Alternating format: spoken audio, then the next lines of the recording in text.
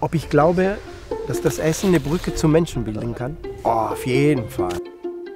Es ist immer mit einer Emotion, mit Leidenschaft verbunden, mit viel Freude, sich auszutauschen und Sachen zu probieren. Die Wertschätzung für die Arbeit, die da geleistet wird. Zelebriert Essen und Freundschaften.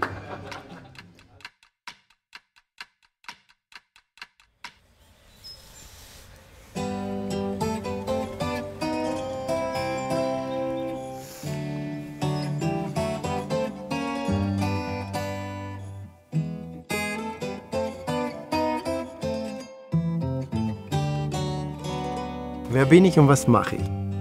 Ja, ein Olivenölliebhaber, das würde ich als erstes sagen. Scivola, scivola, come la pioggia scivola. Mein Name ist Andrea, Andrea ohne S. Wie der Name schon sagt, ich komme aus Italien. Eppure tu, prendila e stringila.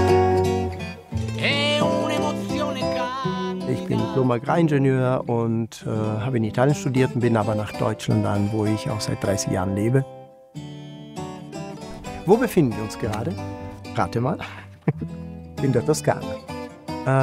Mitten in der Toskana, würde ich sagen, im Herzen der Toskana, zwischen Florenz und Siena.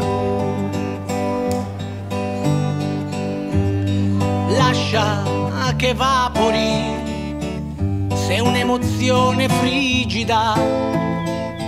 La sigaretta spegnila e riporta. Mit meiner Frau führe ich einen Bio-Supermarkt in Kempten im Allgäu.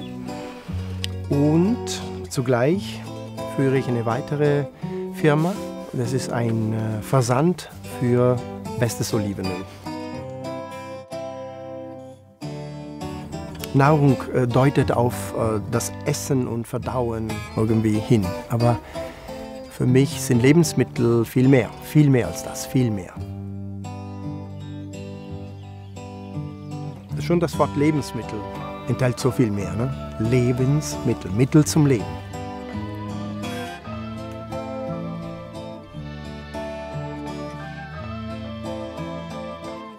Da möchte ich schon kurz erwähnen, dass ich einige Jahre, bis zu 7 Jahre lang, wirklich systematisch gesucht habe, was macht mir Spaß?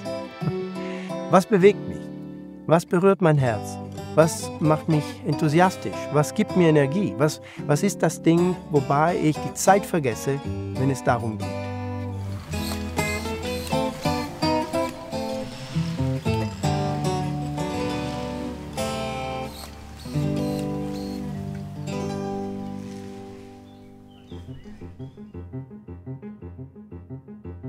Okay, ich soll jetzt den Prozess von der Olive zum Olivenöl beschreiben und das ganz kurz. Unmöglich. Ich probiere es. Okay. Also erstmal, eine gute Olive entsteht am Baum, wenn der Baum gesund ist, wenn er gepflegt wird, wenn er jedes Jahr aber wenig geschnitten wird. Hier sieht man das alte Holz, ne? Das sind nackte Äste. Die müssen eliminiert werden. Zukunften von neuen Gefäßen, die auch Blatt haben. Der Zeitpunkt der Ernte ist für mich fundamental. Reife Oliven geben ein anderes Olivenöl im Duft und Geschmack als grüne Oliven. Und ich finde, dass eher grüne Oliven das Potenzial haben, mehr Aromen, mehr Vielfalt und mehr Klarheit in der Aromatik zu geben. Also der Duft ist deutlicher, ist schöner, ist klarer und die Haltbarkeit dieses Öls in der Zeit ist auch länger. Also sofort in die Mühle und dann brauchen wir eine gute Mühle. Also technisch gut und diese Technik muss einen guten Müller haben. Bei mir ist zum Beispiel hier bei Florenz ist Johnny. Und Johnny kann das. Und aus dem Hahn kommt das Olivenöl. Mehr ist es nicht. Das ist ein Fruchtsaft letztendlich, so gesehen. Ne? Beim Olivenöl gibt es 3 Sachen, die wichtig sind. 3 Faktoren, die gemessen werden und davon hängt auch die Qualität.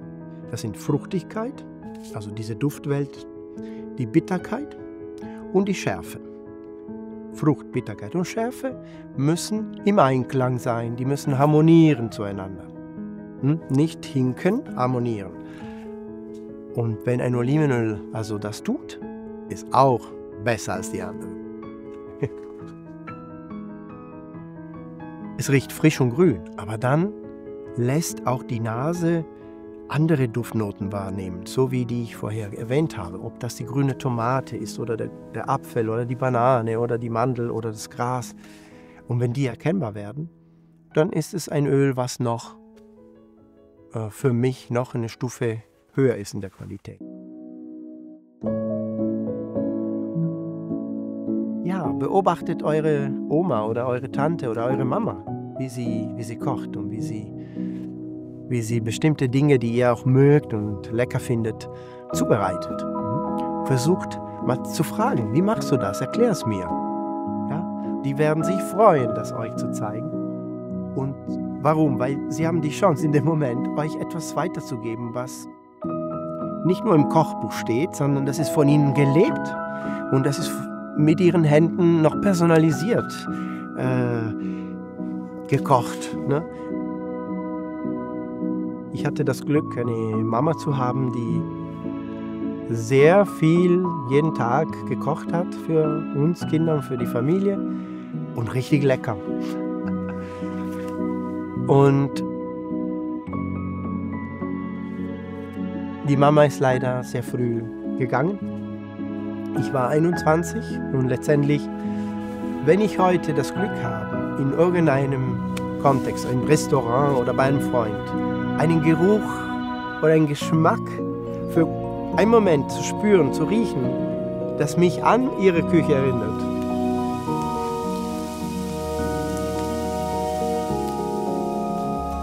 Das ist ja ein besonderer Moment. Und das macht dann auch das Kochen dann wieder so wichtig dann, ne?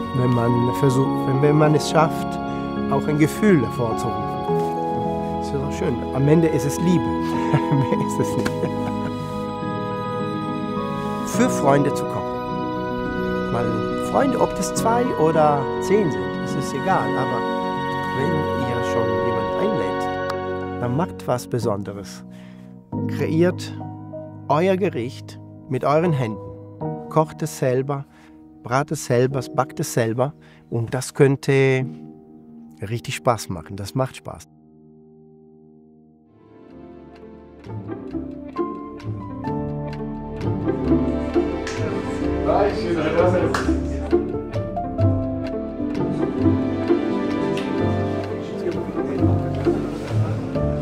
Ja, in Beziehung zu treten mit unseren Lieben, die ja ihre Liebe zu uns mit einem leckeren Essen zeigen.